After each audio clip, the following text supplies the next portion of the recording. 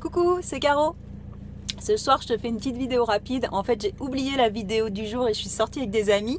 Là, je vais les rejoindre. Donc, très rapidement, je te fais une vidéo pour te dire pourquoi j'emmène un sac étanche en voyage. Le sac étanche, qu'est-ce que c'est? C'est un sac donc en matériau plastique que tu peux rouler et ensuite fermer. Et tu mets à l'intérieur, évidemment, tout ce qui craint l'eau. Donc, moi, je mets par exemple mon appareil photo. Je vais mettre mes papiers, je vais mettre mon argent, j'enferme tout ça et je m'en sers par exemple pour aller à la plage parce que là j'ai ni le sable qui va rentrer dedans ni l'eau le cas échéant. Ça m'est arrivé par exemple de me retrouver au Pérou, sur une plage du Pérou et j'avais ma copine qui s'était endormie, on était allongés tranquillement et tout d'un coup la marée est montée, on s'est pris une vague qui nous a recouvertes. La marée est redescendue, toutes nos affaires étaient trempées, nos tongs étaient partis à l'eau. Je veux dire, dans ce cas-là, tu as un sac étanche, il n'y a rien qui rentre dedans et tu as sauvé tes affaires. Ce jour-là, on n'avait pas emmené l'appareil photo. Je peux dire qu'on était plutôt contente de notre coup.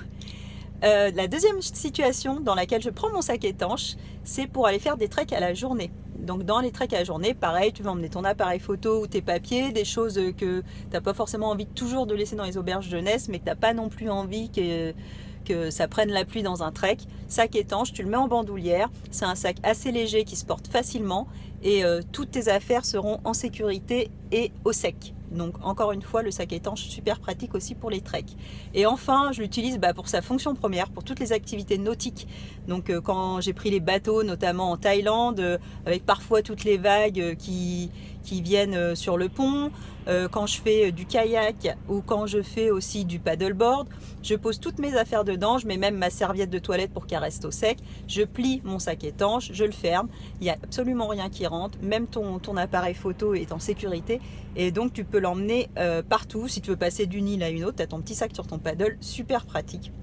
Donc troisième fonction du sac étanche. C'est un sac qui se roule facilement, que tu pourras ranger dans ton sac à dos qui prend absolument pas de place. Ça fait un petit sac d'appoint pendant ton voyage, super pratique. Le mien il est pas très grand, c'est un 5 litres.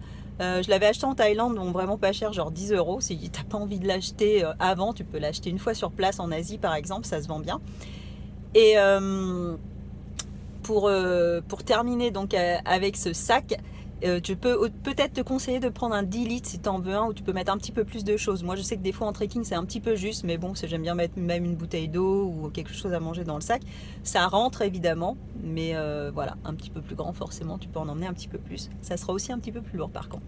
Donc voilà mon petit conseil de ce soir, je retourne à ma soirée. Je t'embrasse, je te dis à demain. En attendant, tu peux liker la vidéo, t'abonner à la page et me retrouver sur le blog Le Monde dans ma valise. J'essaie de te mettre un article très vite. Allez, je te fais un bisou et je te dis à bientôt. Ciao!